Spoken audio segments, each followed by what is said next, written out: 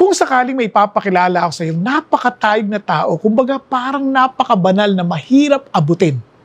Pero siya naman ang makatutulong sa iyo at magbibigay ng saysay at tunay na saya sa buhay mo, kikilalanin mo ba siya? At alam niyo ba na sa pamamagitan ng mensahe nito, lalo natin maintindihan ano ba ibig sabihin ng pagiging banal ng Diyos at ang ibig sabihin naman na magiging kakilala mo siya at kasama mo siya sa buhay mo. Kaya panoorin nyo ang mensaheng ito.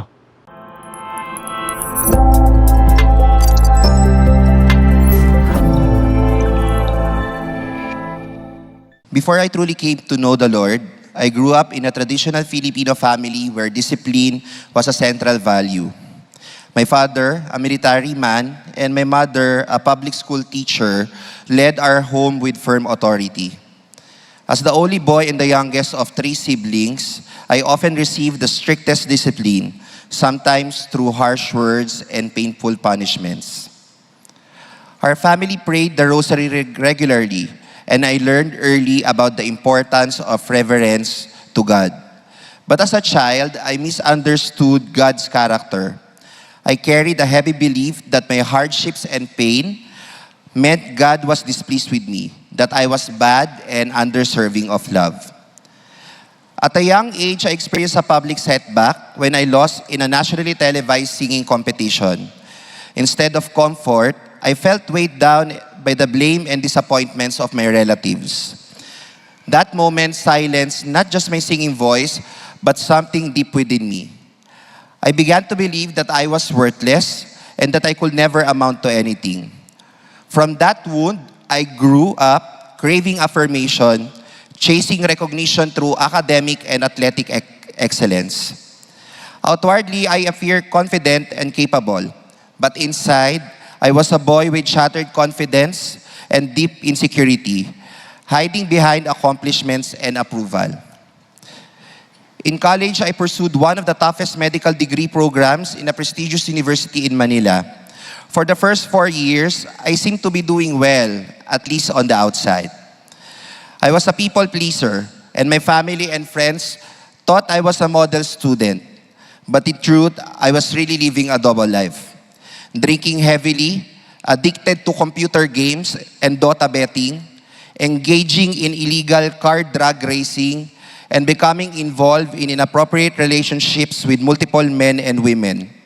One of those relationships nearly led to a pregnancy, but it ended in a miscarriage. Something I later learned was intentional that led me to be more broken than before. Then came the turning point. I failed a major subject in my final academic year and was expelled from the university. From being the top of my class, suddenly I was labeled as a failure. I was devastated, blaming everyone around me, and eventually I was diagnosed with clinical depression and attempted to end my life twice. I turned my back on God, convinced that if He was real, He had already given up on me. So I decided to give up on Him too. Fueled by bitterness, I transferred schools and graduated still top of my class, this time driven not by hope, but by revenge and pride. I collected degrees, titles, and accolades. At the age of 25, I became the youngest dean of a physical therapy and rehabilitation school in the Philippines. I had fame, fortune, and power. But inside, I was empty. I became a harsh, unforgiving professor by day and a party-goer by night, consumed by alcohol, drugs, materialism, and sexual immorality. I even entered into a same-sex relationship for emotional and financial security, justifying my choices by pointing my broken relationship with my father. I told myself, God didn't care, or worse, that He already condemned me. In 2020, everything changed. As a school official, I was required to attend a university recollection. I really had no expectations and just showed up out of obligation. I had long stopped believing that God cared, so why should I listen? But then the speaker began talking about forgiveness, not just forgiving others, but also facing your own sins and shame. In that moment, something pierced through the walls around my heart. Before I knew, I stood up, shaking, crying, and began sharing my story in front of the whole university. Years of pain and guilt poured out as I knelt, broken, and asking God for forgiveness. That day, I met Jesus, not as a distant judge, but as a loving Savior who had been waiting for me all along. I discovered that true wholeness and completeness are found in Him alone, and that real freedom and lasting joy come when I choose to obey Him and walk in His ways. From that point on, my life began to change. I was introduced to Christ Commission Fellowship, joined a discipleship group, and became actively involved in Big Fridays. What started as simply attending soon becomes serving as a facilitator, a cluster lead, and later as part of the medical team of the best weekend ever True Life Retreat. God patiently rebuilt my heart, renewing my passion to serve and lead for His glory, not mine. Today, I help co-manage the National HIV and AIDS and STI program of the country. But this time, I don't see it merely as a job or a title. It is a God-given mission to bring hope and healing to people often overlooked by society. I continue to walk alongside my fellow brothers as a D group member, and by God's grace, I now lead a group of men who are intentional in their faith, learning together what it truly means to follow Christ. And as we also serve the Lord, may we also invite you to attend the Big Converge Singles Conference in September 5 to 6 here at CCF Center. As Jude 1 verse 24 says, "Now to Him who is able to protect you from stumbling and to make you stand in the presence of His glory, blameless with great joy. I am Olan, once a man hardened by pride, darkness, and apathy. But by God's grace, I am now a devoted follower and beloved Son of the living God. All praise and glory to Him alone." So ngayon pong hapon na ito, ay tayo po'y magsisimula ng ating panibagong serye. And I hope that this series will truly help us. Kasi alam niyo po ba kung gaano kaimportante yung kaalaman or knowledge? Kasi po yan po ay, sabi nga na, knowledge is power. Naalala ko meron pong nag-a-apply ng trabaho. Kwento sa akin kanina ni Pastor Erwin. Nag-a-apply ng trabaho. And sabi niya, ano ba ang alam mo? Yun ang tanong doon sa bata eh. Kilala ko po ang mistress ninyo at alam ko saan ang bahay niya. Tanggap ka na, sabi. Diba? Now, alam nyo, yan po ay biro, pero may katotohanan, di ba? What we know somehow, and especially who we know, is matters so much. Ano? Yan po ay napaka-importante. Kaya nga ho, alam nyo, narinig ko ng kasabihan yan. Sabi niya, it's not just what you know, but it is parang who you know that really matters. Kasi nga, kung iisipin yung mabuti, di ba, sabi nga nila, kung mag-a-apply ka ng trabaho, hindi lang yung alam mo eh. Sining kilala mo. Di ba? May mga ganun tao eh. Di ba? Masama yan. Di ba? Nepotism yung mga ganyan. O kaya naman, meron na kagad bias. Hindi mo matatanggihan yun. Kasi kung ako man ay mag-a-apply, itatanggapin ko na yung kilala ko na.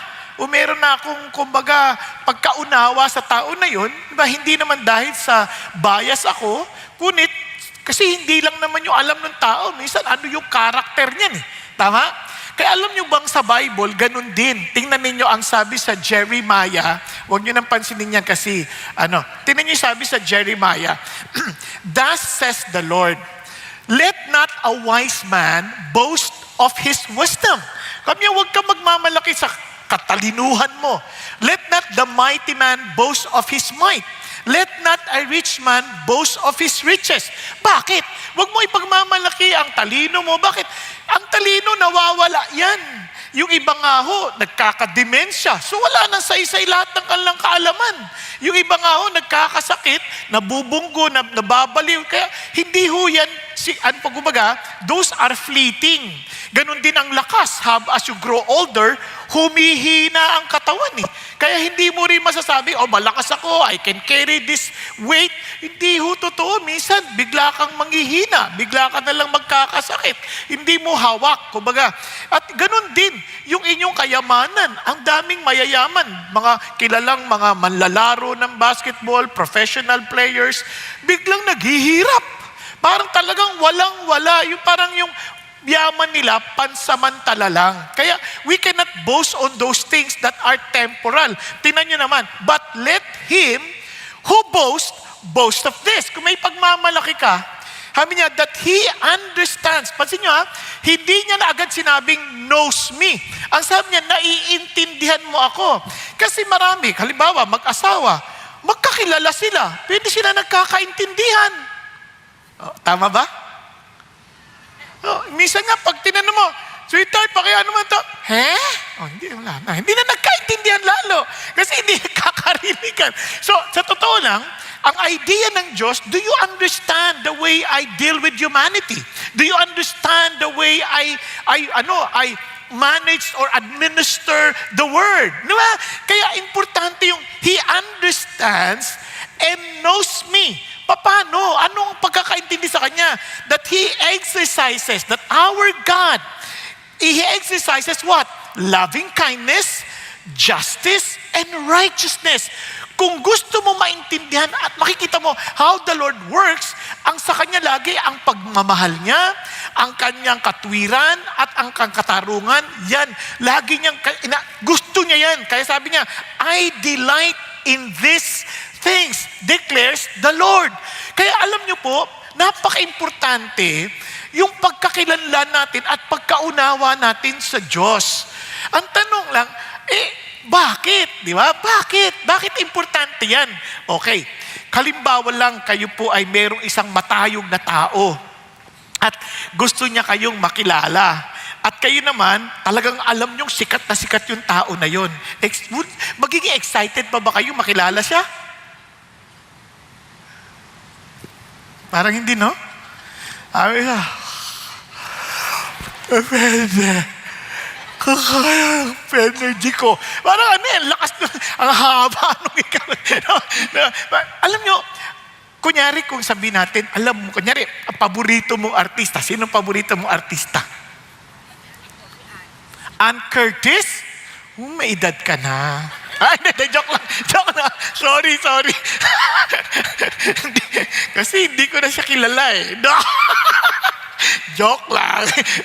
Si Ann Curtis, halimbawa, kilala mo na ba siya? Halimbawa, papakilala ko si Ann Curtis. Darating siya ngayon. Mamaya, diyan ka lang Huwag kang matutulog kasi pag dumaan siya, nakakaya eh. Diba? Sigurado ko, hindi ka pipikit. Kasi at any moment, baka dumaan si Ann Curtis. Tama ba? And alam niyo, yung ganong idea, dahil hindi to ordinaryong tao. Sikat ito, kilala ito. And can you imagine when God is telling us to know Him and understand, we're not talking about an ordinary person. Hindi tayo nakikipag-usap sa isang presidente. He is the King of Kings, the Lord of Lords, the God of Gods. Can you imagine? Walang makapapantay sa Kanya. Kaya nga sabi ni God, tingnan niyo kung gaano ka-importante. This is eternal life, that they may know you, the only true God, and Jesus Christ, whom you have sent. Now listen to this. God is not asking you to know something about Him. He's telling you to be close and intimate with Him. Yung idea ng know dito ay yung close kayo. Are you following? Kasi pag-isipan niyo mabuti, anong saysay ng langit kung hindi naman kayo close ng Diyos? Di ba? Anong saysay? Walang kwenta ang langit kung yung makakasama mo doon, hindi mo naman din type. Hindi nyo enjoy. Kaya nga naniniwala ako that if you cannot enjoy God today, how can you expect that you will be in heaven tomorrow or in eternity?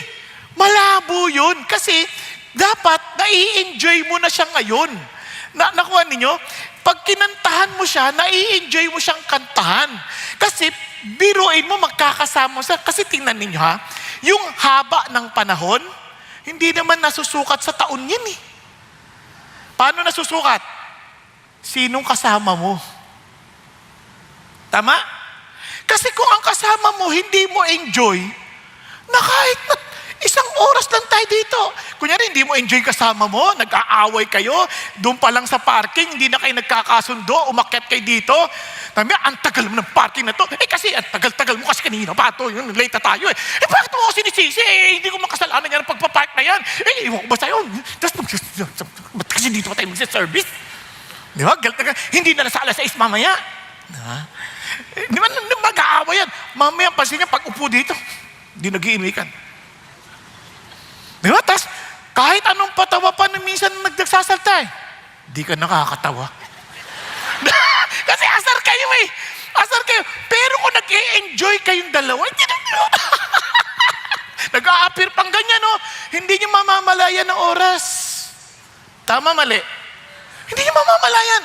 Ganon din, if you're not enjoying God, ngayon pa lang, bored ka na sa bagay ng Diyos, can you expect to enjoy eternity?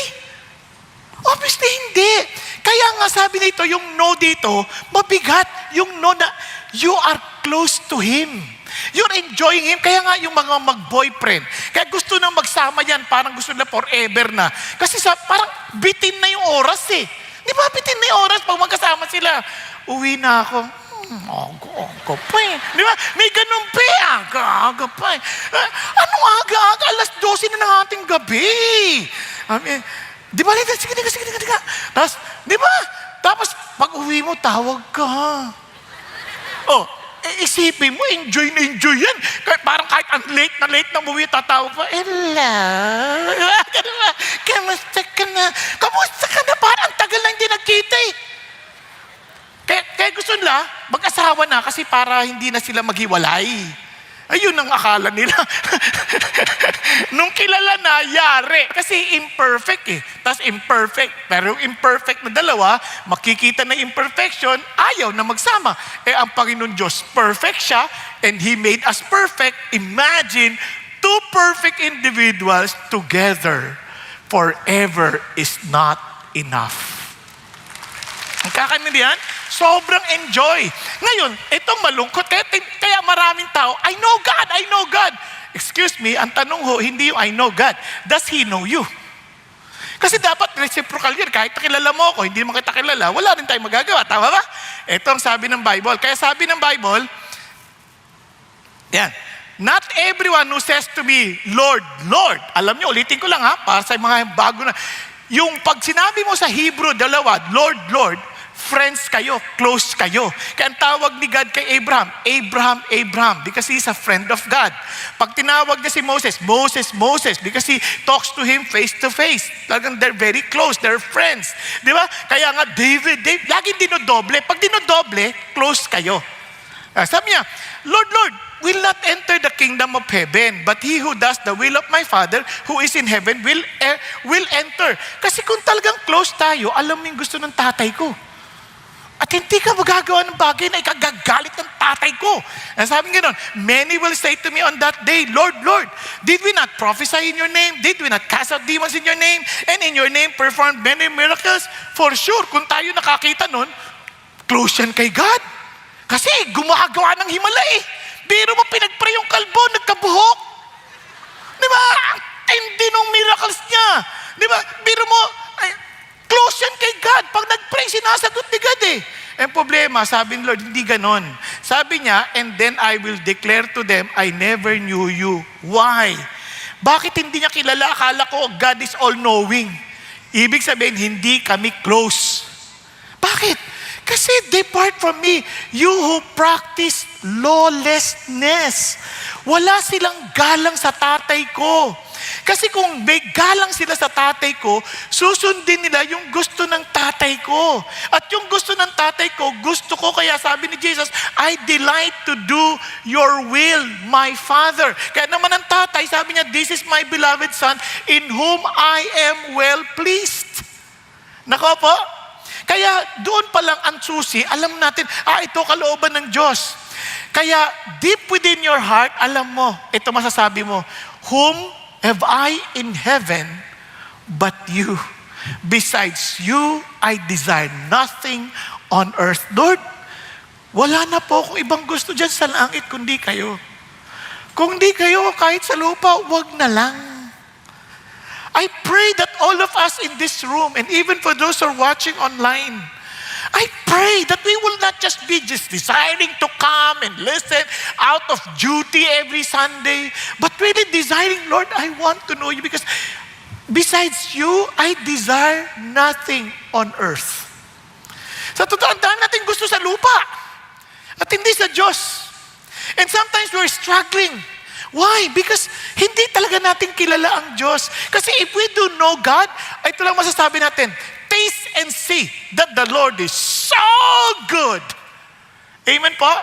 Sobrang hindi ko siya ipagpapalit. Hindi ko ma-imagine na mabuhay ang wala ang Diyos. Hindi ko ma-imagine. Hindi ko ma-imagine na malayo sa Diyos. Hindi ko ma-imagine. Hindi ko ma-imagine na mabubuhay na hindi ka kakaugnayin ng Diyos. Because whom am I in heaven but God? And besides God, I desire nothing on earth. Yun po ang hamon sa atin. And now, to know God, we need, of course, God showed Himself through His attributes. Yung attributes po, ito yung mga characteristics niya. Pinakita niya po yan para ma-interact. Kasi kapag hindi natin alam yung attribute niya o yung characteristic niya, we may end up misunderstanding Him. Di ba? Katulad ng mag-asawa. Tagal na nila, mga 35 years na silang magkasama. Tuwing mag-aalmusal, yung lalaki, papalamanan niya yung ends ng tinapay. Bibigay niya sa asawa niya. Sabi niya, ano ka ba naman? 35 years na natin ngayon. Ito lang lagi mo binibigay sa akin yung dulo ng tinapay. Galit na galit yung ends ba? Sabi niya, ito lang ba? Sabi, oo, pinapalamanan mo, pero dulo lagi. Sawang-sawa na ako. Sabi niya, gulat yung lalaki. Yan ang paborito ko eh. Binibigay ko sa iyo yung paborito ko. Ano, maraming ganyan. Ina-assume natin na yung gusto natin, gusto din ni God. Di ba? Minsan ina-assume natin, yung binibigay natin sa Diyos, gusto ko yan. Hindi ho eh. Alamin natin ano talagang gusto niya. Oh, so, subukan nyo lang ha. Sino mga babae dito na may asawa? Babaeng may asawa. Okay.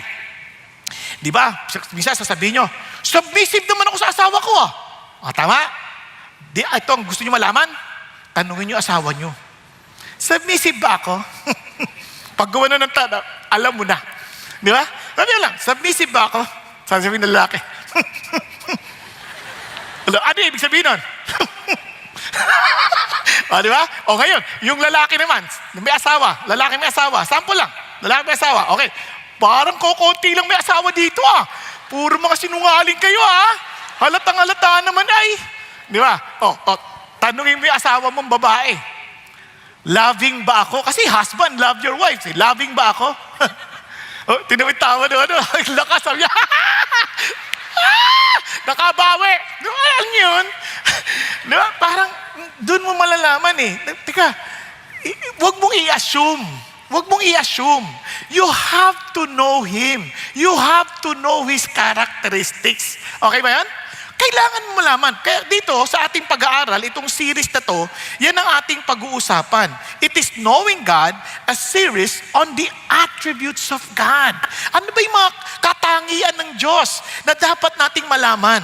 Ngayon po, gusto ko pong madiinan sa inyo na itong katangian ng Diyos ay importante. At hindi natin to kayang maintindihan kung wala si Jesus.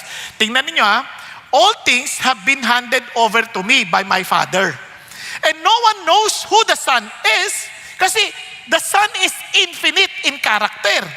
Kaya unless the person who is also infinite, He'll never know the Son. Kaya except the Father. Are you following? And sabi ganun, and who the Father is, except the Son. Kaya hindi pwedeng hindi sila pareho ng nature. Ngayon sabi niya, and anyone to whom the Son wills to reveal Him. Kaya makikilala lang natin yung Ama kung kanino ipapahayag ng anak. So the Son must mediate, kaya there is no mediator between man and God except Jesus. Kasi siya lang ang pwede, kasi He is fully God and fully man. He alone can, sabi niyo, ang hirap naman gagapin. Mamaya, maliintindihan niyo kung bakit mahirap gagapin. Tuloy muna tayo dito. Ngayon, tayo rin, we cannot know God or Jesus without the Holy Spirit. Kaya sabi ng Banal na Spirit, in the beginning, ang sarap dito, was the Word. And the Word was with God, and the Word was God. He was in the beginning with God. What God is saying, bago tayo punta sa sinasabi niya, I want you to know me. Kaya ako mismo, the very expression of God. And He became human. Diba? No one has seen God at any time. The only begotten God who is in the bosom of the Father, He has explained Him. Sa Greek po, ang ibig sabihin, He has exegeted Him. Inilabas ni Jesus si God. Meaning, kunyari ganito, no?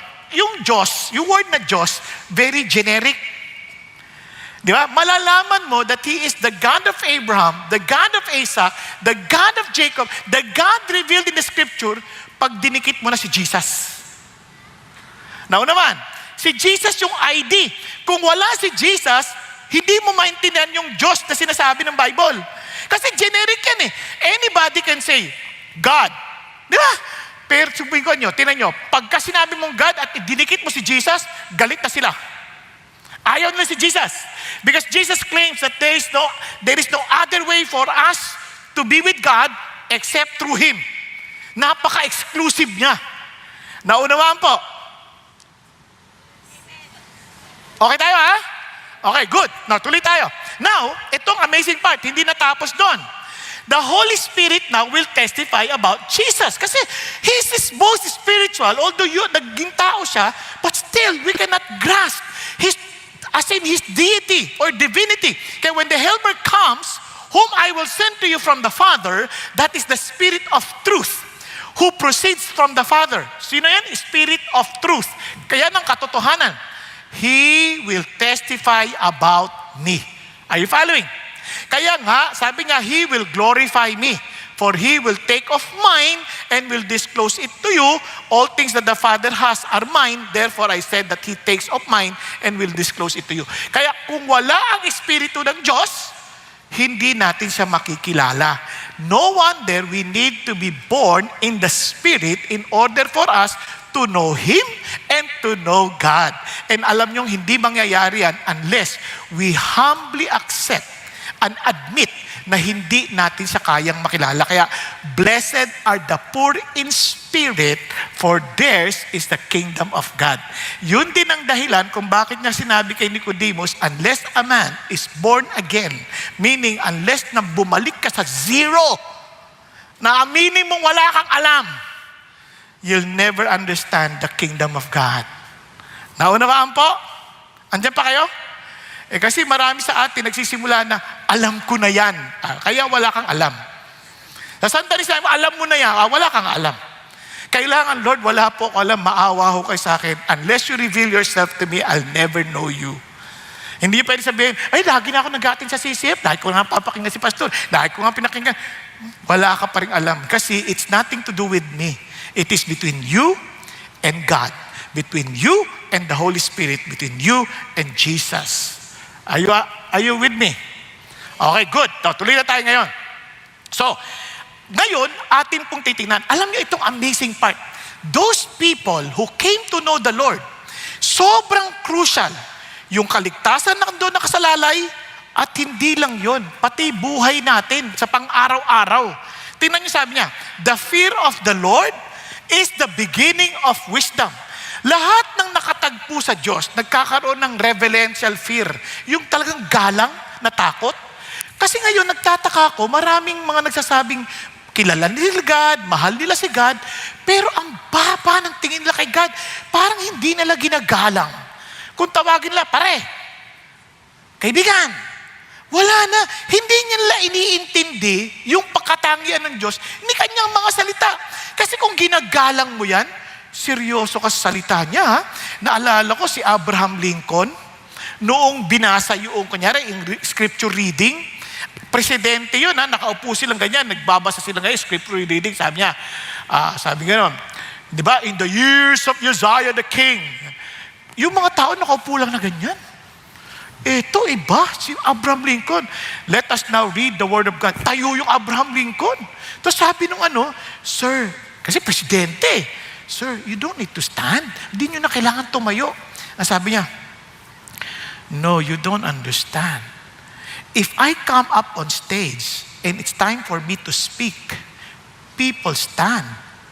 Tumatayo sila to give respect. Ngayon ito, salita ng Diyos, hindi ako tatayo. Oh, grabe, no?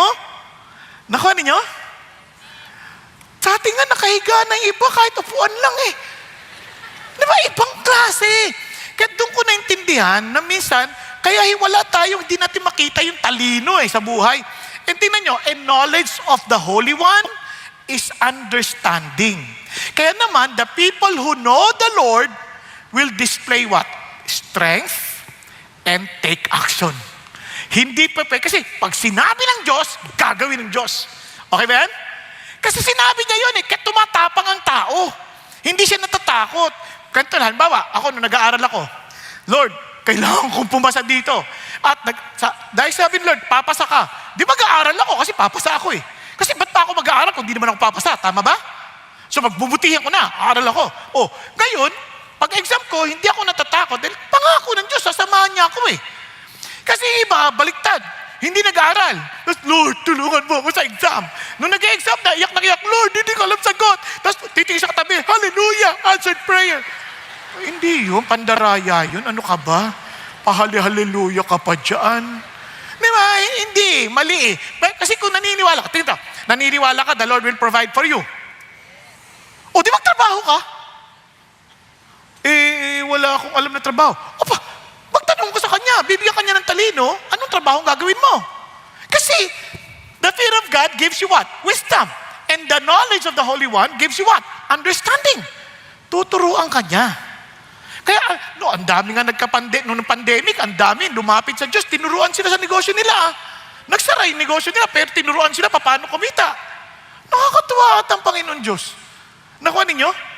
Hindi mo pwedeng kahunin ng Diyos. Ang talino kaya kaya tumatapang ang tao ng Diyos. Ngayon, di lalo tayong tatapang, tulad ng binasa natin. Kaya lahat ng nakakita sa Diyos, naka-encounter sa Diyos, grabe, hindi pwedeng hindi matatakot sa Diyos. Si Job, ang tapang-tapang, wala akong kasalanan. Nung nakita niya si God, I repent in dust and ashes. Di ba? Si Moses, nung una, Lord, di ako man magsalta. Pinakita ng Lord, naggalit na siya, sabi niya, sige na po. Sunod siya. Hindi pwede kasi pag nakilala mo si God, imposible hindi ka susunod Kaya marami sa atin, nagkukunwaring kilala si God. Kaya marami sa atin, maka-Diyos, pero walang takot sa Diyos. Kasi hindi talaga nila kilala si God. Nagkakaintindihan tayo. So, ito na ho. Sabi ng Panginoon, balik na tayo dito ngayon. Balik natin si Isaiah. Tingnan si Isaiah. In the year of King Uzziah's, death. Sino ba to si King Uzziah? Si King Uzziah, masunurin sa Diyos nung simula. Ang problema, hindi ginalang yung paraan ng Diyos. Pero nyo naman, nag-aalay ng insenso na dapat mga saserdote lang o mga pari ng mga time ang pwede lang mag-alay ng insenso. Ba't pinakailaman? Sinabihan siya ngayon ng mga saserdote, Sir, ay hari siya. Sir, huwag niyong gawin yan. Paanan niyo! Sumigaw. Nagising talaga yung mga tao. Sabi niya, nagalit. Nagkaroon siya ng nagkaketong hanggang mamatay. Pero itong king na to, napakagaling. Ang husay nito, inayos niya yung sistema ng kaharian ng Israel. Talagang magaling siya. Pero namatay, siyempre ang laking lungkot ni Isaiah. Bilang propeta at malapit kay Uzziah, alam naman niya mahal naman nito si God Kaya lang hindi, kamali lang Kaya malungkot si Isaiah. Nawalan tayo ng isang mahusay na hari. Pero nakita niya ang Diyos. Tingnan niyo yung palang nakita niya nakaupo sa trono, yung pinakabalabal ng kanyang damit, nababalutan ng buong templo. Sobrang laki nun. Nai-imagine nyo ba? Imagine kung ganito kalaki yung templo, yung buong tray ng kanyang robe, balot na balot yan. Tapos ito pa, ayan ang feeling the temple. Tapos sabi gano'n, and seraphim stood above him, and each having 6 wings. Yung seraphim, yan ang uri ng hangil, na sabi na, fiery creature, umaapoy. Imagine, umaapoy na ha. Tapos nagpakita, tumayo, 6 wing, may 6 na pakpak, yung dalawa, lumilipad, yun ang panlipad. Yung dalawa, pinantakip sa mukha. Yung dalawa, pinantakip sa paa. Bakit? Kasi kaharap nila yung Diyos. Now, biglang sumigaw. And one called out to another and said, Holy, holy, holy is the Lord of hosts. The whole earth is full of His glory. Wow! Ang bigat. Yung word na holy, kaya 3 beses yan, kasi yung hindi yan yung parang banal, mas banal, at pinakabanal. Walang ganun sa Greek, sa Hebrew. Para sabihin mo yung pinakabanal, sasabihin mo na hanggang sa 3 ulit. So everybody will say, Holy! Holy! Holy! Nakatakip yan ha? Nakapanood na kayo ng mga Korean drama ng mga hari? Yung mga kingdom? Chona! Diba? Ganun. Parang sa paggalang na sa hari, aba, nakatakip pa yan, patalikod po. Chona! Diba? Ganun. Kasi nga, hindi pwedeng parang masiga-siga yung mukha mo. Nagpapakumbaba ka. And here, they were showing the holiness of God. Itong si Isaiah, amazingly, tingnan nyo sabi, and the foundations of the threshold trembled at the voice of him who called out while the temple was filling with smoke. Punong-puno ng usok, tas nanginig, parang lindol.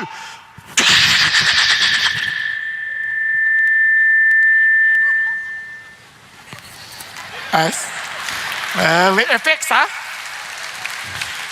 Daman-daman nilang lahat yun. Tas eto na. Etong si Isaiah, propeta yan.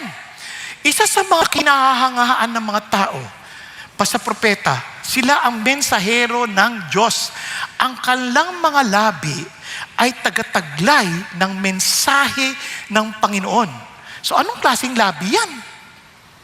Pero tingnan nyo ang sabi niya, patay na ako. Wala na ako.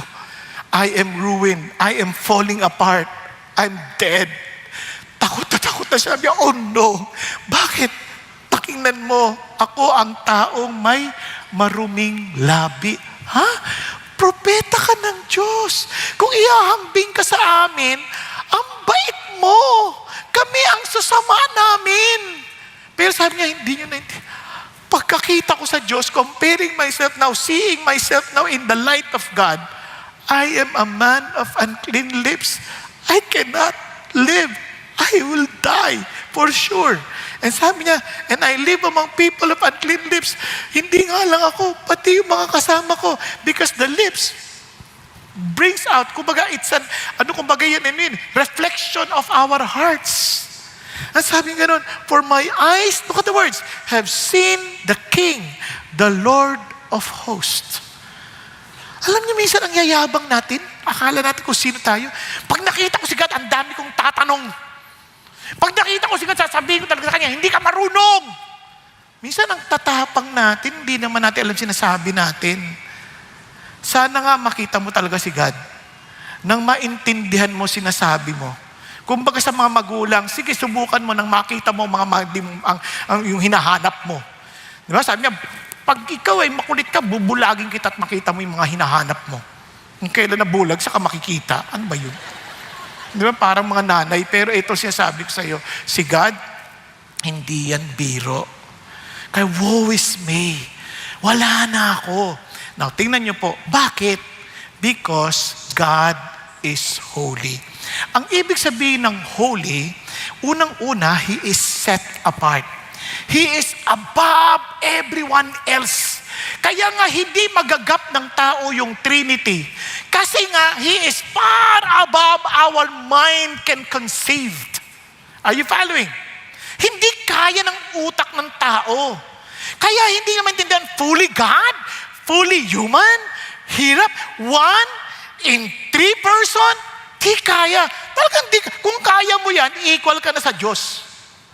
Are you following? And that is exactly what holiness means. You are far, far, far above everyone else. You are set apart. At ang sunod, sabi niya gano'n, hindi lang, He is morally excellent. He is perfect in nature. Yun ang idea. Kaya pag sinabi nating Holy God, hindi ka pwedeng hindi matakot. Tingnan nyo, sa Revelation, who will not fear, O Lord, and glorify your name? Sinong hindi magbibigay kalwalatian sa inyo? The moment you see God, the moment God manifests Himself to us, who will dare not to fear Him? Who will not glorify His name? Ano sabi niya? For you alone are holy. Nakuha natin? Kaya marami hindi talaga natin naintindihan kung ano ibig sabihin ng holiness ng Diyos. Kasi, kung tayo nga namamangha sa maraming taong matatayog ang tawag na-struck, laway struck yun Na-starstruck ako. Hindi ko alam ang sasabihin ko. Hindi ko alam ang gagawin ko. Maintindihan mo pag nakita mo si God. Kung si Isaiah nga, patay na ako. Di ba? Hindi. Kaya ito, balik tayo rito. Sabi niya, for all the nations will come, look at the words, lahat ng bayan, kahit yung mga mayayabang, will bow down before God. Kaya ano ho ang holiness? Now, let's focus now on this side. Want to understand holiness? It is being pure. Ano yung pure? Perfect in character, ultimate standard, and requires us to be holy. Experience through Jesus' work on the cross. Anong ibig sabihin nun? Let's start. Alam nyo, halimbawa, ito po ay isang soccer player sa England. Ang pangalan niya po ay Bobby Moore. Nung matapos po ng laro, nabalitaan niya at pinatatawag siya si Queen Elizabeth nanood at ko-congratulate sila. Kasi nanalo siya. Alam nyo, hindi niya alam gagawin kasi maruming kamay niya. Kasi nga naglaro nga galing sa laro hindi alam, punas. Hindi niya alam saan niya ipupunas. Kasi kailangan malinis Bakit? Kakamay siya sa Queen of England. Si Queen Elizabeth, punas. Siguro, ano-ano pang gagawin niya, di ba? Para lang matiyak na malinis. Naintindihan niyo sabihin? And can you imagine, paano na kung sa Diyos pa tayo haharap? Paano na? Kasi He's perfect in character. Walang bagay ng pagkakamali sa Kanya, walang bahid ng dumi, walang bahid na anumang kakulangan, hindi siya nagkakamali sa Kanyang mga desisyon, kaya alam niya kung ano Kanyang ginagawa, His intentions are pure, His motivations are pure, wala hong pwedeng mag-question sa Kanyang mga ginagawa. Tayo mayayabang, we try to question Him. But whenever we know that He is indeed holy, hindi ka na pwedeng mag-question. Bakit kamo? Tingnan nyo, kung gaano siya, be perfect. He is perfect. Therefore, sabi niya, as your heavenly Father is perfect. Sabi niya, kung ang tatay mo, perfect yan. Now, tingnan nyo po Una, tingnan nyo, perfect, pure, sinless. Walang kasalanan. Kasi sa 1 John 1:5, God is light, in Him there is no darkness at all. Can you imagine? Wala kang maitatago sa Diyos. Walang maitatago. Paano ka haharap sa Lord? Tayo, dami natin tinatago. Lahat tayo. Kaya marami tayong ayaw na paalam kahit kaninong tao. Kaya hanggat maaari, nagsusuot tayo ng mga maskara showing that people na I am like this. We don't want to expose ourselves to everybody. Kaya nga iba, hiyang-hiya. Magkwento. Baka sabihin lang, di ako marunong magsalita. Ayoko. Di ba? We are all hiding something. Pero sa Diyos, wala kang maitatago. He is, sabi niya, there is no darkness at all. No, God is completely separate from evil. Sabi niya, your eyes are too pure to look on evil. Hindi niya galit siya doon. At hindi lang yun. Kaya God is uniquely glorious, worthy of worship. Doon pa lang, alam mo na kagad itong ibig sabihin ng holiness ng Diyos. Ayaw niya ng anumang klaseng karumihan. Naunawaan? Walang yung mga tinatago sa ilalim, nagpapanggap na okay lahat. Parang mga pag may bisita, pag mayroong bibisita, lahat ng dumi, itinatago lahat, di ba? Ang ganda sa labas, puntahan mo yung kwarto. Nandun nakatago lahat. Tama? Sarap mo ng tulog nyo. Kakaingit kayo Huwag kayong mag-alala. Kitang-kita kayo. Di ba? Joke lang. Hindi, pero totoo yun. Nakatutok mo yung camera sa inyo. Huwag nyo na ipalabas sa TV, pwede. So, balik tayo dito. So, imagine niyo to. Parang sinasabi ng Diyos, wala tayong matatago sa Kanya. Alam po ninyo, itong malungkot, yung holiness ng Diyos, yan po yung pinaka-fundamental na attribute. Kaya yan ang inuna natin. Kasi tinan nyo, yung pag-ibig niya, hindi lang basta pag-ibig. It is holy love. Yung kanya pong yung kanya pong pagmamahal, yung kanyang pagpapatawad, holy love. Yung kanyang kaunawaan, pagkilala sa atin, holy knowledge. Are you following? Lahat ng yan nakasentre. Kaya papapansin nyo, hindi naman, bagamat God is love, di mo sinabi, love, love, love. Wala namang ganun, di ba? Kaya yung ibang tao, gusto nila, si Jesus is loving, loving, loving, puro loving. Pero kailangan tingnan mo yan sa paningin ng banal na pag-ibig. Hindi yan basta pag-ibig lang na puro damdamin lang, na kahit gawin mo yung kasamaan o hindi tama, okay lang kasi God is love, kaya walang impyerno kasi God is love. Hindi mo naintindihan. Yung pagmamahal ng Diyos is holy. Kaya nga minsan, pati pagpunta sa impyerno, awa pa ng Diyos yun. Kasi hindi kaya ng tao to be with a consuming fire because of our sinfulness. But for us to be separated from God, awa pa yun ng Diyos. Naintindihan niyo na. Andyan pa kayo? Now, balik tayo dito. Tingnan niyo po. Kaya tingnan niyo po ang tao. Minsan ang yabang ng tao. Kasi ang gagawin ng tao, ganito. If I know that God does not commit any mistake, pag may sinabi siya, magtitiwala ka? Hello? Hindi, pag sinabi ng Diyos, magtitiwala ka?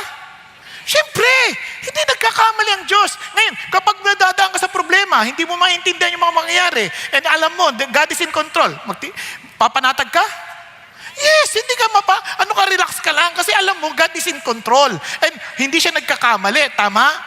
Ngayon, ang gagawin ng demonyo, sasabihin niya, bubulungan ka, wala talagang Diyos mo, iniwang ka na, ang sama ng ugali mo Di ba?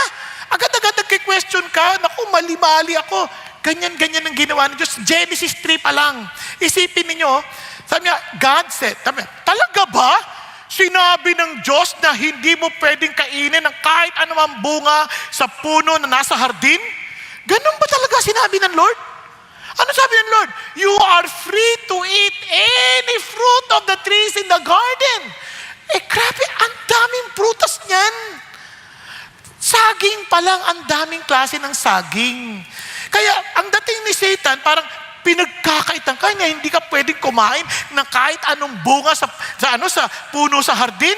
Ganun ba talaga sinabi? Hindi naman You are free to eat. Punta kayo sa Genesis chapter 2, you are free to eat anything. Isipin niyo, saging.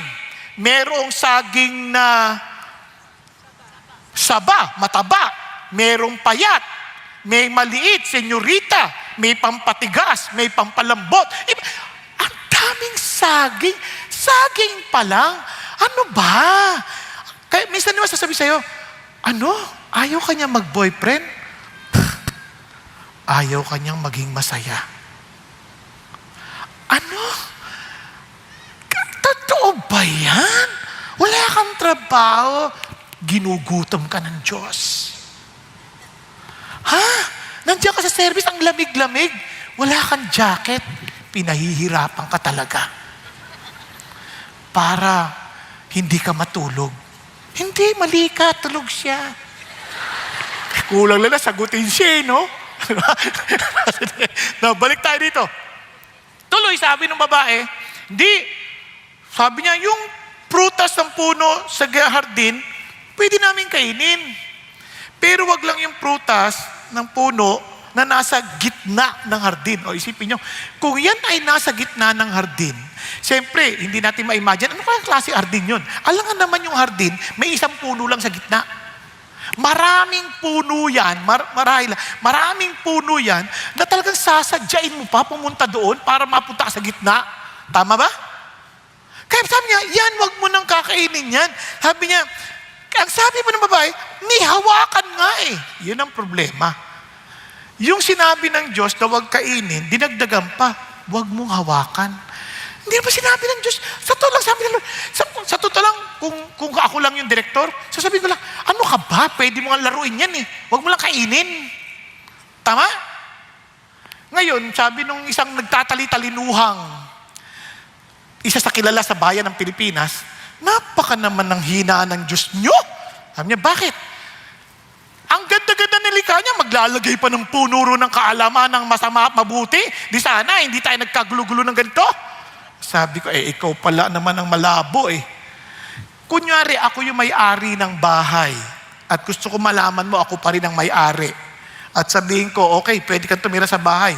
Gawin mo lahat ng gusto mo, gamitin mo lahat. Wag na wag mo lang gagalawin ang refrigerator ko. May reklamo ka? Pag-isipan niyo mabuti. Ngayon, pag pinakailaman mo yung refrigerator, parang sinasabi mo na ikaw na talaga may-ari ng lahat. Pwede na kitang paalisin. Loko ka pala eh. Nakuha ninyo? God is telling us, I'm still the God of this world, not you. I'm giving you all the authority to manage it, to rule over it. But don't touch this. Let me still determine what is good and evil for you. Because even if I allow you, you have no capacity to overcome what is evil. I care for you so much and I don't want you to fall into sin. Etong tao, anong sinabi? Hindi totoo yan, sabi ng demonyo. Sabi niya, hindi ka mamamatay. Sabi niya, for God knows that in the day you eat from it, your eyes will be open and you will be like God. Ang lokong demonyo yun ah. Ang sabi niya, knowing good and evil. Oo, malalaman mo na ang good and evil, pero hindi mo kakayanin i-manage ang good at ang evil. Now that we are the ones determining what is good and evil, ano nangyari sa mundo? Di ba, ang gulo natin? Ang gulo natin. Kahit nga yung committee na, nagkakagulo-gulo pa sila kung ano interpretasyon. Di ba ang gulo? Di ba? Yung nakikita nating nangyari sa pamahalaan natin, pinapakita lang sa atin na ang tao, hindi mo basta mapagkakatiwalaan. Ang gulo ng utak. Tama, mali? Kahit nga, litong-lito na ang mga tao ngayon. Dati ang dali lang sabihin, ayan, babae yan, lalaki yan. Ngayon, depende. Ang hirap na ata. Hindi mo na ma-identify eh. Yung palang, doon mo ano na nangyari? Kahapon nga, mayroong nagsabi sa akin, yung relationship na daw, situationship? Ano yung situationship na yan? Kahit na bigkas, di ko alam, situationship. Yung parang kayo na hindi kayo. Ha? Hindi kayo. Pero parang kayo. Ha? Ang gulo ninyo. Ibig lang sabihin, walang commitment. They want all the pleasure, but not the responsibility. Nakuha ninyo kung ano nangyayari? O, sino ang sisisihin laban na huli? Si God. Ba't po inalaw to? Ba't ako nabuntis? Inalaw mo. Wala naman kaming commitment. Wala ako asawa at mga anak ako. Para na ako si Maria. O, iba si Maria, iba ka. Siya damay mo pa yung napakamabait na tumayong nanay ni Jesus sa lupa. Diba? Minsan, yun ang problema ng tao, then they will blame God. Hindi nagkakamali ang Diyos. Tayo ang sumusuway sa Diyos. Kaya tayo ang mali-mali ang nangyayari sa buhay natin. Pakisabi sa katabi mo, hindi nagkakamali ang Diyos. Ikaw yun. Kung meron mang kaguluhan sa nangyari sa buhay mo, tanungin mo sarili mo, did you seek God? Did you follow God? Now, if you did seek God and you followed God, then don't think na yung tapos na yung buhay mo, hindi pa tapos. Because God has a great plans and He is working in infinity and beyond. Are you following? Kaya hindi niyo pwedeng husgahan ng Diyos sa ganyan. Kaya He is the ultimate standard. Not us, not our feelings. Hindi, feeling ko, ganito ako eh. Feeling ko, masaya ako. Hindi. Ano ang ultimate standard ng Diyos? Ano sinasabi ng Diyos? It's not about what you feel. It's not about what you think right. It is what is right. Based on God's standard. Isipin niyo, gagawa tayo ng building. Wala tayong standard ng measurement. Kunyari, sabi natin, ano ba yung 1 foot? Depende sa sukat ng paa mo. Naku po! Di ba? Hindi, ang gulo nun. Paano ko yung paa mo liit? Talo ka na. Yung paa mo isang laki-laki. O, di ba? Malabo yun. Kailangan mayroong standard. Di ba? May standard. Kaya nga ho, hindi pa pwedeng walang standard. Kaya napaka-importante, no? Sabi nga ho ni A.W. Tozer, holy is the way God is. To be holy, He does not conform to a standard. Hindi sa standard natin. Because He is that standard. Siya yung pinaka-standard. He is absolutely holy with an infinite, incomprehensible fullness of purity that is incapable of being other than it is. Because He is holy. All His attributes are holy. That is whatever we think of as belonging to God must be thought of as holy. Basta sa Diyos, perfect yan. Basta Diyos, tama yan. R.C. Sproul beautifully said it. God is not subject to a higher law. He Himself is the law. His nature is the standard of all moral excellence.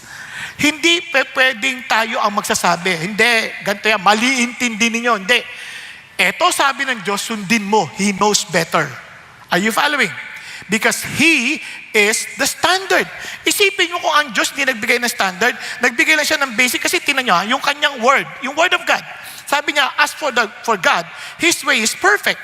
The word of the Lord is flawless. Grabe. At yung law niya, yung law na binigay niya sa atin, sa totoo lang, ano sabi niya? So then the law is holy. And the commandment is holy. And the righteous and good. Tama yun at mabuti. Ang tigas lang ng ulo natin, ayaw natin pansinin. At minsan, misinterpret pa natin gustong sabihin ng Diyos. Sample lang, para maintindihan natin. Yung holiness ng Diyos, halimbawa lang, yung basic, the law, the 10 commandments. Thou shalt have no other gods before me. Biruin mo, kung napakaraming Diyos, ang hirap, sinong susundin ko sa kanila? Sabi ng Lord, walang ibang Diyos, ako lang. He is the God of all gods. Di ba? Sunod, thou shalt not make unto thee any graven image. Huwag ka nang gagawa. Don't make any extra effort. Ayaw ka niyang mapagod. Kasi unang-una, pag gumawa ka pa, isipin mo yung Diyos mo, gawa-gawa mo lang, dadalin mo pa. Samantalang ang Diyos na gusto kong makilala mo ako magdadala sa'yo. O ayaw pa ba niya yan? Hello? Oh, ito pa. Sabi niya, thou shalt not take the name of the Lord thy God in vain. Dalin mo yung pangalan ko, igalang mo yan. Huwag kang gagamit ng pangalan ko para lang mangutang. Yung iba, ngutang, gagamitin pa yung pangalan ni Jesus eh.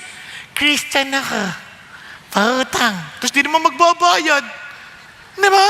Eh di ikaw rin nababaon sa utang, kawawa ka naman. Sa totoo lang. Tapos tingnan niya pa, remember the Sabbath day and keep it holy. Bakit pinapaalala ng Diyos yan? Gusto kanya magpahinga. Alam niyo, maraming tao walang kapahi-pahinga. Kaya dito na natutulog eh. Hindi, sorry. Pahinga ka lang. Sa totoo lang, hindi pwede ang taong hindi magpahinga. We need to rest, to recover. Kaya ang dami namamatay ngayon. Hindi nagpapahinga. Hindi ginagawang araw ang gabi at ang gabi araw. Di ba? Kaya sabi niya, honor your father and mother. Isipin niyo ang pamilyang walang leadership ng magulang. Lahat na lang naggugulangan. Pag-isipan ninyo. Ang hirap ata nun. O isa pa, thou shalt not murder. O isipin niyo ang panahon natin na pwedeng pamatay kahit sino. Type nyo? Na hindi na kayo mapapanatag. Kasi baka, hindi mo alam kung lalabas ka. Eh yun lang, nanood ka lang ng news eh. Babae, pinatay, ginahasa, habang natutulog. Hindi ka na makakatulog eh. Konting kalos ka na. Diyan na ba? Ayan na ba? Di ba? Kaya sabi ng Lord, isipin nyo itong lahat ng ito. Kung ginagaya man yan ng buong Europa, dahil tinalagayan ng Diyos. Tayo ngayon, ini-explain na natin. Ang pagpatay, ganito, ang stealing, ganito. Simple lang, Panginoon. Ang sinasabi niya, igalang mo ang buhay ng ibang tao. That's it. You value the life of people. You value the person next to you. Di ba? Kung mahal mo yan, kung shortcutting ko yan, mahal mo yan, hindi mo yan nanakawan, hindi mo yan dadayain, hindi mo yan papatayin, papahalagahan mong buhay niyan. Di ba? Hindi ka magsisinungaling para siraan siya. At hindi mo hahangarin ang mga bagay na sa kanya para maging iyo. Tama? Hello? O, sabihin mo sa tabi mo, igagalang kita. Dahil mahamahalin kita, yun ang sabi ng Diyos. Yun lang ang sinasabi ng Diyos sa atin, that we are to care for one another. Why? Don't you see? We are all looking for intimacy because we are created in the image of God with the intimacy of God the Father, the Son, and the Holy Spirit. Are you following? Hello? Kaya hindi tayo masasatisfy. Kaya kung hindi tayo susunod sa paraan ng Diyos, trust me, kahit mga hindi Christians, inaral nila, out of 21 notable civilization, 19 perished not by conquest from without, but by moral decay from within. Hindi na naginalang kasal. Si J.D. Unwin, is a sociologist, anthropologist, British ethnologist, yan na, sabi niya, exhaustive examination of sexual behavior and their effect on society.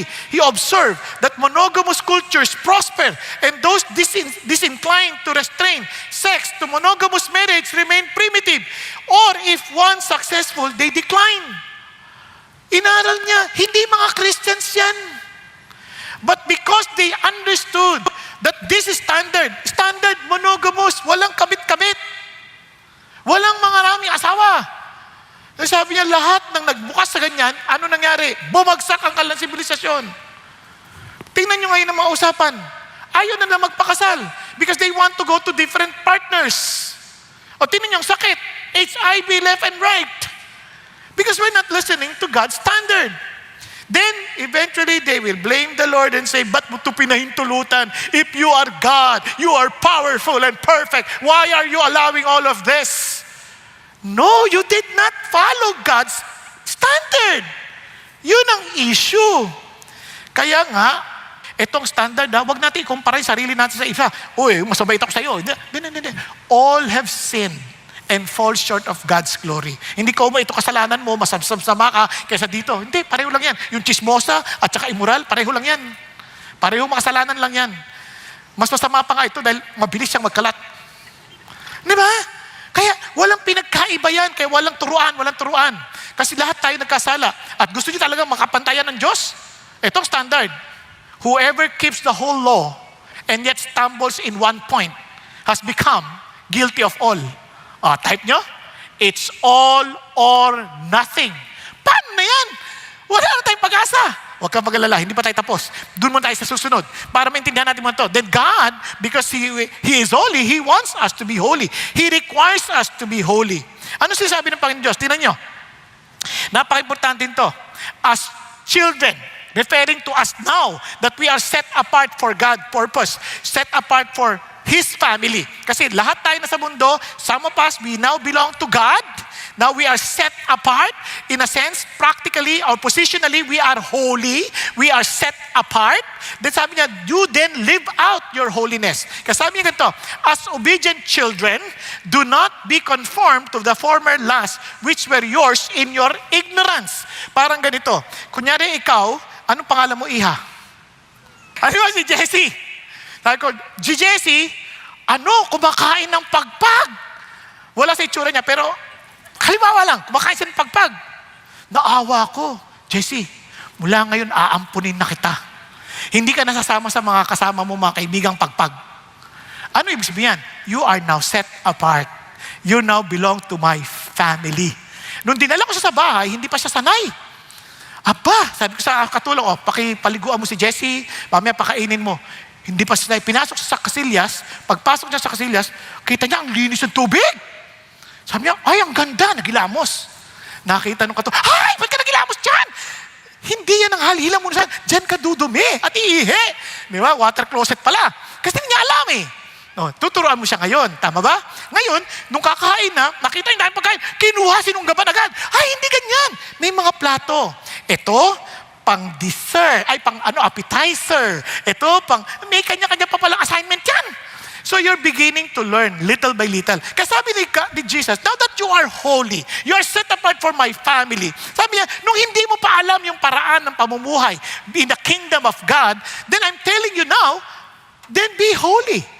Who called you, be holy yourself also in all your behavior. Magbabago ka ngayon. Nakuha po? Nasusundan ninyo? Then sabi niya nun, because it is written, you shall be holy, for I am holy. Now you will begin to live to the standard of the name that you're living as a person now, in the name that you will not profane, the name of God. Nakuha po? Kaya yun ang nangyari. Yung Christianity mo, nagkaroon ka ng panibagong identity. Hindi mo na kailangan magpatuloy sa dati mong ignorante ka pa. Now, ano po yung sinasabi niyang ano? Alam niyo po, pag binasa niyo yung Bible, magugulat kayo.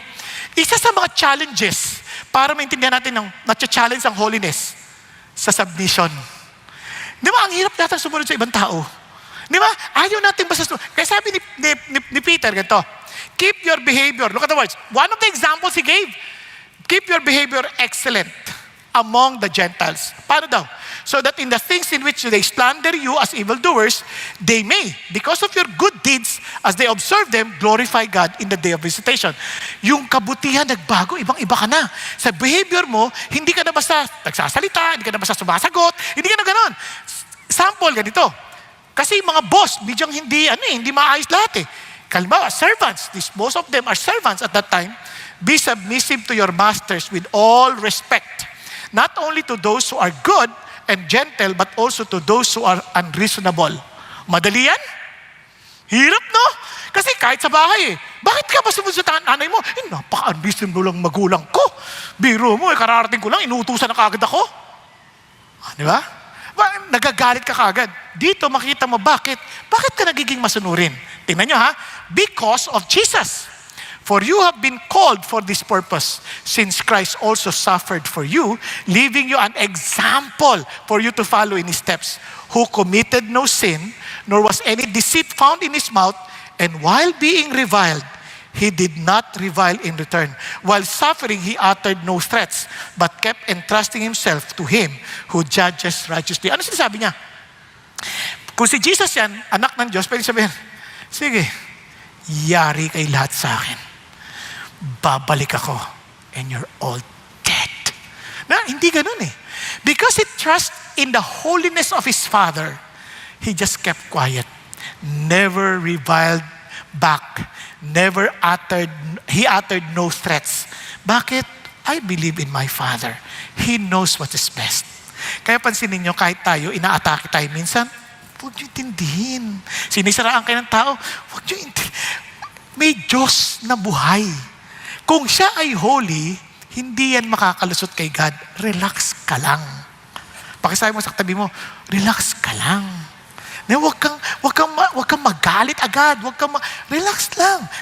Uy, alam mo ba, sabi ng ganito ka raw. Ano sabi niya? Pakiulit mo nga. Kapal niya. Relax ka lang. Huwag sabi gano'n, ganun ba? Pray and Lord, thank you ha. Mas higit mong alam ang lahat ng bagay. And you are holy. Dahil ikaw ay holy, you love justice, you love righteousness, and you love loving kindness. Kaya Lord, total hindi ko naman makokontrol yon. Kayo na lang, Panginoon, ang tatakbuhan ko. Mas naintindihan ba natin? Yun na. Kaya tinan nyo ha, si Jesus, kaya ang karugtong niyan, if you have your Bible, hindi ko na nilagay sa slides. In the same way, sabi niya, wives, be submissive to your own husband. Even if they do not believe in the word, they will be won with your respectful and pure behavior. Di ba kasi, wow, do not let your beauty be merely external. Let the beauty from within, that God is pleased. Wow! Ano ba pwedeng gawin ng mga lalaking hindi sumusunod sa salita ng Diyos? Mang babae, mang lalaki, mang ambuso. Ano sabi ng Diyos? Lalabanan mo? Ano gusto mo? Nakita mo, 16 years old, nakis-miniskirt ha? Pag uwi ng bahay, nag-miniskirt ka din. Yan bang hanap mo? Ganyan, di ba? Sa palagay mo, mananalo ka? Di. Talo ka dyan. Bakit? Ang matandang puno, labas na ugat. Wala. Kasabihin lang ng asawa, magtakip ka nga, ano ka ba? Di ba? Huwag na. Labanan mo sa kumain ka na ba? Pinagluto kita ng paborito mong pagkain. Tsaka pagod na pagod ka, ibang amoy mo. Kaya, dilinisan kita at papasahihin kita ha. At pagkatapos ay matulog ka na kaagad. Wala siya ngayong maidadahilan na dinadaya ka niya. He cannot justify his action. Mahihiya siya sa Diyos. One day, the Lord will work on that person and malay mo, kunin siya agad ni God. Para maging Christian. Kayo naman gusto nyo, patay naman, trouble naman kayo, mapaghiganti kayo ha. Now, ito pang nakakatuwa. Akala nyo, ganun lang, sabi sa mga lalaki, in the same way. Kasi minsan tingnan nyo, unreasonable yan eh. Hindi, si Jesus hindi nanakot, si Jesus nagtiwala sa Diyos, magtiwala ka rin sa Diyos para sa asawa mo. Ngayon, ganun din sa lalaki. Assuming that your wife is not a Christian, in the same way, treat your wife in an understanding way. Hindi niya sinabi maging under-desire ka, kasi sabi doon, understanding. Mayroon bang under-desire na nakatayo? Hindi nakuha yung lalim na salita. Understanding eh. Di ba? Ang ibig sabihin, you are above and trying to figure out ano talaga yung nangyayari. Hindi mo trying to judge and condemn the person. Parang ganito. Akala niyo ba madaling intindihin ng mga babae? Ang galing ng Diyos, alam niya talaga eh. Subukan mo paalam. Sweetheart, magbabasketball lang ako. Bahala ka. Ang daming meaning. Yung bahala ka, it's up to you. O kaya, it's up to you. O kaya, subukan mo. Sige. Yan. Meron pang masama. Batugan na to. Magbabasketball pa. Wala nang ang inaambag sa bahay. Di ba? Diyan ka magaling. Isang salita lang yon. Bahala ka. Naintindihan?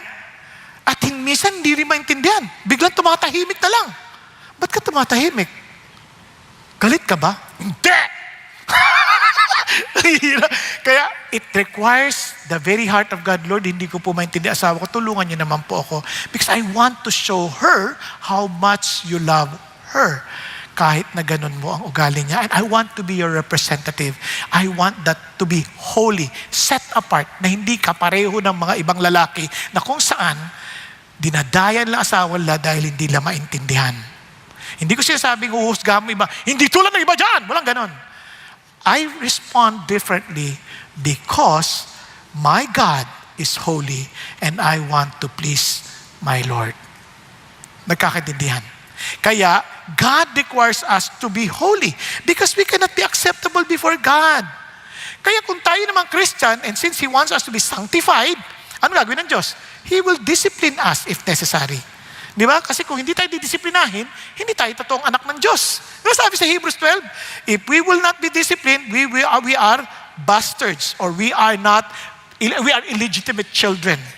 So finally, ano sinasabi ng Panginoon Diyos? Remember this, pursue peace with all men and the sanctification or being holy, without which no one will see the Lord. See to it that no one comes short of the grace of God, that no root of bitterness springing up causes trouble, and by it many be defiled. Kasi ang isang challenge, yung galit, yung inis. So finally, paano ko talaga ma-experience yung holiness na yan? Hindi yan parang mangangako ko, hindi ko nagagawin yan. Mangangako ko, papakabait na ako. Hindi ko na ito gagawin, hindi ko nagagawin. Hindi ganun ang holiness. Because of a new being, because of my experience of being holy, being chosen by God before the foundation of the world, I will be like this.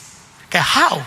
Kaya we can only experience this holiness through Jesus' work on the cross. Hindi ito yung nangangako ako, Lord, magiging holy na ako. Anong ibig sabihin? Hindi ko nagagawin to. Kasi yung holiness sa atin, yung mga, katulad nung dati, nakita ako ng isang Christian, lumabas ako sa sinihan. Sabi naman, bakit ka nanood ng sine?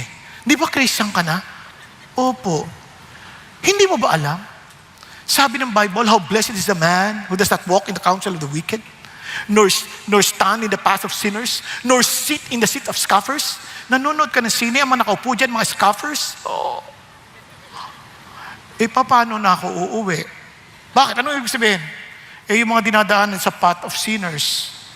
Sasakay ako sa jeep, ang mga nakaupo doon, mga sinners. Paano na? Minsan akala natin ganun ang pagiging holy, yung tipong hindi ka tatatawa, ganyan. Ba't ka na tumatawa? Sa Lord na ako. Nagbagong buhay na ako. Habang nagsasayawan sila doon, nagkakasiyahan sila pa sa Panginoon at ikaw naman, sa yun, ginagawa mo yun para sa Lord, ikaw hindi ka pwede sumayaw dahil holy ka na. Kasi naalala ko yan, meron pang lumapit sa akin. Kasi, shout for joy, mga ganun-ganun pa, sing or pray. Sabi niya, do not conform into the standard of this world. The beauty and song. Gusto ko mag-enjoy kay God eh. Kaya tuloy, yung daliri ko na lang, shout for joy. Ayaw sa labas! Alam mo yun, hindi ganon. Ang pagiging holy is really submitting ourselves to God. We are doing everything for His glory and honor. Bakit? We can only experience it not by our own effort. It is only through Jesus Christ. Tingnan nyo. While we were still helpless at the right time, Christ died for the ungodly. We are separated from the Lord. For one will hardly die for a righteous man, though perhaps for the good man, someone would dare even to die. Ang hirap atang mamatay. Kung sa babait ka, ang hirap mamamatay para sa kanya eh. Pero pwede rin, alang-alang sa kanya. But God demonstrated His own love toward us in that while we were yet sinners, Christ died for us. Alam niyo ba ibig sabihin ng sinners? Ang sinners noon, ganito. Much more than having now been justified by His blood, we shall be saved from the wrath of God through Him. For if while we were enemies, kaaway tayo ng Diyos because we rebelled against Him. We did not listen to His instruction. We tried to go against His will. Ang tawag dyan, rebelde, at ang tawag dyan, kaaway ng Diyos. Ikaw at ako, kung wala si Jesus, kaaway tayo ng Diyos. At kung hahanap ka lang ng kaaway, wag naman ng Diyos. Sabi nga nila, if God is with us, who can be against us? But if God is against you, who can be with you? Is God against me? Is that possible? Yes, because God is opposed to the proud. At ang mga proud, they are not submitting themselves to God. Nagkakaintindihan? Katuloy tayo. Ang ginawa niya, ni-reconcile niya tayo sa Diyos through the death of His Son. Much more, having been reconciled, we shall be saved by His life. And not only this, but we also exalt, we celebrate in God through our Lord Jesus Christ, through whom we have now received the reconciliation.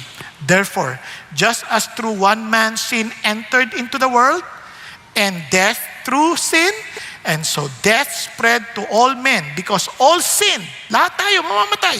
Hindi lang mamamatay, separated from God, separated from life. And according to the law, sorry. Anong nangyari doon? Naputol. Anyway, may Bible naman kayo, di ba? Verse 13, and because of Jesus, we were reconciled. Okay, tuloy tayo. And sabi ng Bible, and according to the law, one may almost say all things are cleansed with blood, and without shedding of blood, there is no... Kasi sasabihin tao, bakit hindi na lang namatay si Jesus? Pinatawad na lang tayo. Hindi. Kailangan.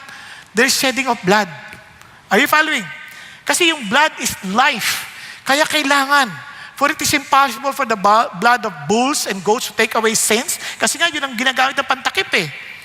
And Jesus, the mediator of a new covenant, to the sprinkled blood, which speaks better than the blood of Abel. Ano sabi niya? Therefore, Jesus also, that He might sanctify, make us holy, the people through His own blood suffered outside the gate. Ano sabi ni God? There is only one way for us to experience the holiness of God. Para ikaw ay maging holy, set apart for God's purpose. Set apart for His love, for His purpose, for His family. Sabi niya, ano gagawin mo? You have to make sure that you and Jesus are reconciled. Bayad niya na yung utang. And let me end by saying this. Halimbawa ganito, si Paul, may utang. Dahil nangutang siya sa sindikato. Kasama ng mga missing sabongero.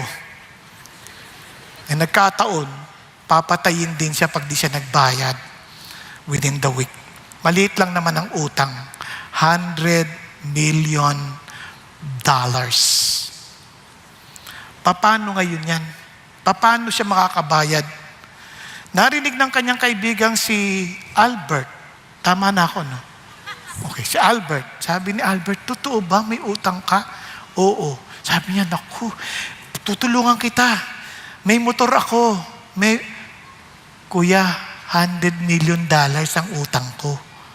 Hindi ho kayang bayaran. Kahit na ibenta mo lahat ng meron ka. I am totally dead. Dumating si Bill Gates. At sabi ni Bill Gates, I don't know you, but I care for you. Upon seeing you, I got so burdened about you. Ha? Can I pay your debts? Parang totohanan eh, no? Ang sabi niya, totoo ba yan? Oo, kaya lang, magkano utang mo? $100 million. Sige. Kailangan mabenta ko lahat ng stocks ko sa Microsoft para mabayaran ko yung $100 million mo ngayon. Kasi wala akong dala ngayon. What am I trying to say? Tayong lahat may utang tayo sa Diyos. Eternal death. Sino man pwede magbayad yan? Walang sino man sa atin dahil lahat tayo mamamatay. Somebody who has eternal life. Si Jesus who has eternal life, hindi pwedeng bayaran kung hindi siya magkakatawang tao kasi hindi siya pwedeng mamatay. Tama ba? Nagkatawang tao siya, kinonvert niya yung stocks into dollars para mabayaran ang utang. Namatay siya at nabuhay na magmuli para sabihin, bayad na utang. Ayun na, intindihan nyo. Eto ngayon, sabi ni Paul, teka muna, Sir Bill Gates, para kayong nakakalalaki. Pag binayaran niyo yung utang ko, ay di parang Panginoon ko na kayo. Susunod na ako sa lahat ng gusto nyo. Mamamatay na lang ako. And that is exactly what most people did. Tinanggihan ng bayad ni Jesus dahil ayaw nilang magpasakop kay Jesus. Gusto nilang mabuhay on their own. Kaya sabi niya, huwag mo kaming pakialaman, Jesus. We will pay our own debt. In other words, you will suffer eternal death as a payment for your own sin. But I'm telling you, God is offering you a way because He is a holy God. He wants you to experience His love at the same time by saying, I paid your debts. Are you willing to come and admit that you cannot pay it on your own and you need me? Nagkakaintindihan po. Tayo pong lahat ay yumuko at pumikit sandali. Kapatid, mas alam mo ang buhay mo. Talaga bang si Lord na ang Panginoon ng buhay mo na masasabi mong, Lord, tinanggap ko po yung kabayaran ng utang ko. Kaya utang ko na sa iyong buhay ko and my life is yours. And I can say this now with all my heart. I've been crucified with you. It is no longer I who live, but you, Christ, who live in me. And the life I now live in the flesh, I live by faith in the Son of God who loved me and gave Himself for me. Kaya mga kapatid, kung hindi ka tiyak, I'm telling you now, God is offering you this and inviting you to come, to know Him. At iniinyayahan ka niya to be set apart for Him. Handa mo bang isuko ang buhay mo kay Jesus by allowing Him to pay your debts and be the Lord of your life? Kung yun po ang desisyon mo ngayong hapon, huwag mo nang hintayin ng bukas. Magpakumbaba ka, itaas mo ang kamay mo sa Kanya. Sabi mo, Lord, inaamin ko ang pangangailangan ko sa iyo. Hindi ko kayang bayaran ang sarili kong utang. I need you. I need you, Jesus. I accept your payment on the cross for my sin. And I want to live only for you. Kapatid, kung yan ang luubin mo, taas mo kamay mo, huwag ka maya. Yes, huwag ka maya. Nasa sa balcony, upper balcony, mga nanonood sa online, I'm challenging you, nasa overflow rooms, be humble before God. You know your condition. Huwag kang magmatigas. Hindi mo naintindihan ang pinagmamatigasan mo. You need God. Jesus Christ humbly came to save you. And don't ignore His offer because tomorrow might be too late. Be humble before God.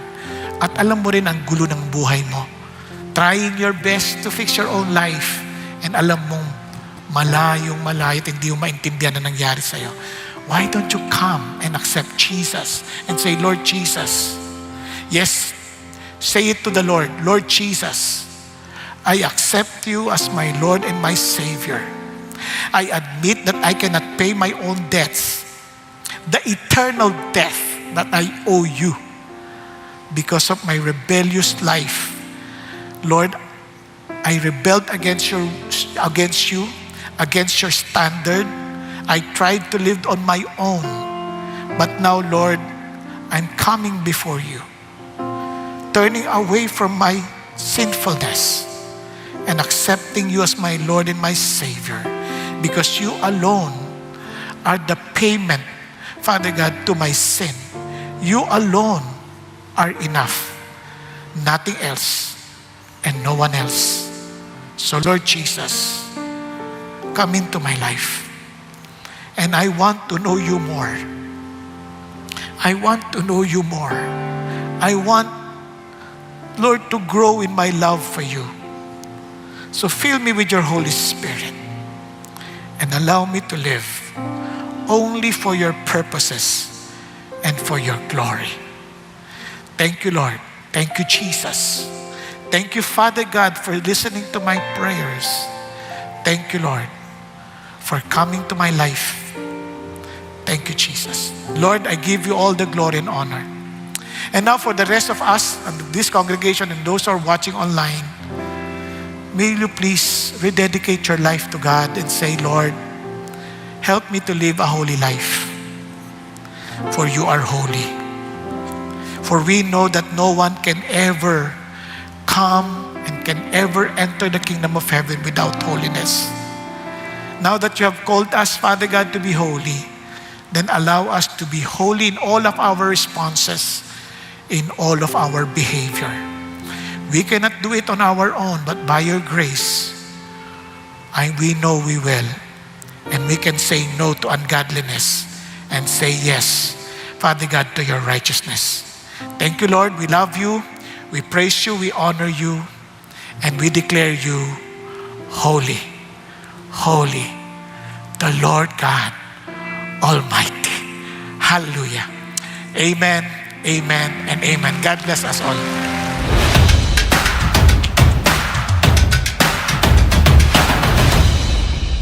Magandang araw, CCF family. Welcome to Sunday Fast Track, where you ask real-life questions and we give you biblical truths. Ako po si Jerel Pilarta mula CCF Communications at kasama natin ang ating speaker na si Pastor Bong Saking upang sagutin ang inyong mga katanungan. Magandang araw po, Pastor Bong. Magandang araw, Maraming Jerel. salamat sa inyong mensahe patungkol sa kabanalan ng Diyos. Handa na po ba kayong sagutin ang ating mga katanungan? Sa abot ng aking mga kaya at sa biyaya ng Panginoon. Praise God. Para sa ating first question, para sa mga pakiramdam ay palagi silang parang nagkukulang sa standard ni Lord, paano po matutukoy yung tunay na conviction mula sa Holy Spirit sa pagsisisi or pakiramdam na inuusig ng kaaway? Ayan, dahil ang kaligtasan natin ay sa biyaya ng Diyos, hindi dahil sa ating mga ginawa, ang Holy Spirit, ang kanyang conviction ay ilapit tayo ulit sa ginawa ni Jesus. Pinapaalala niya sa atin that our relationship is dependent on our relationship or on the finished work of Jesus. Hindi doon sa ginawa natin. Kaya, yung conviction niya, hindi niya tayo inuusig, kundi tayo ay itinutulak palapit sa Panginoon Kristo. At pinapaalala niya na if we confess our sin, nag-agree tayo sa Kanya na nagkasala tayo, He is faithful and just. Isipin mo siya ay tapat at makatarungang ikay patawarin. Bakit? Kasi bayad na Bayad na ni Jesus sa cross. Kaya hindi natin tinatry na bayaran ulit. Inaangkin lang natin yung kabayaran ulit. Pinapaalala natin na kasama na yon. Sabi natin, di ba nakaraan lang yung binayaran niya? Hindi. Naisilang ka na ba nung namatay si Jesus sa krus? Di ba? Hindi pa naman. Lahat ay future. So lahat yun ay sakop ng kanyang ginawa sa krus. Praise God. Napakagandang reminder, Pastor Bong. Salamat po. At para sa ating pangalawang question, kung ang ating Diyos po ay banal at ganap, na hiwalay sa kasamaan, paano po makakalapit o makakakonekta ang isang taong pakiramdam niya ay lubog siya sa sarili niyang pagkakamali at kasalanan sa isang nilalang na napaka-perpekto? Ayan, unang-una, pag inaamin mo ikay lubog sa pagkakamali, then kailangan mong talagang pumunta kay Jesus Christ na namatay para sa iyo at mabuhay para ayon sa kagustuhan ng Panginoon Kristo. Kaya you have to repent, Kasi yun ang sabi naman, repent. Di ba? Nang sa ganun, ma-reconcile ka sa Panginoong Diyos through Jesus Christ's death. So, ang gagawin mo, lalapit ka through Jesus Christ. Kasi walang makaparoroon sa Ama regardless of who we are. Kahit naisip mo mabait ka, naisip mo parang okay ka naman. Wala. Lahat tayo kailangan kay Jesus dadaan. Kasi He is the only way, He is the only truth, He is the only life, and no one can come to the Father except through Jesus. Talagang exclusivity, no? Kay Yes Jesus po. lang po talaga ang daan. Amen. At para sa ating last question, marami ang nagsisikap na maging mabuti na walang Kristo sa buhay nila. Ano po ang pangunahing pagkakaiba sa pagitan ng pagsisikap na maging isang morally good person at sa holiness na nagmumula sa pagkakakilala kay Kristo? Ayan. Sabi ng Bible, all have sinned and come short of God's glory. So, ang standard ng Diyos ay kapantay ng kanyang holiness. So, kung wala si Jesus, paano tayo maipapantay sa holiness ng Diyos? Kaya nga, Jesus, He who knew no sin, became sin on our behalf that His righteousness or the righteousness of God might be upon us. Kaya dahil kay Jesus, yung righteousness niyang Diyos mismo ang mapapasa atin, iniligay niya sa atin, hindi natin righteousness. No, kung ikaw'y magpapakabait lamang na wala si Jesus, hindi pa rin aabot. Kaya nga, lahat tayo makasalanan, may makasalanang mabait, may makasalanang masama, at may makasalanang ubod ng sama. Pero lahat yun, makasalanan na hindi makakaabot sa standard ng Diyos. Salamat po sa napakalinaw na sagot, Pastor Bong. Thank Pero bago po tayo magtapos, inaanyayahan namin kayo sa paparating na August 30 at 31, ipagdiriwang natin ang 41 years of faithfulness ng Diyos sa CCF. Magsama kayo ng kapamilya at kaibigan. Kita-kits! And that's it for CCF Sunday Fast Track. God bless!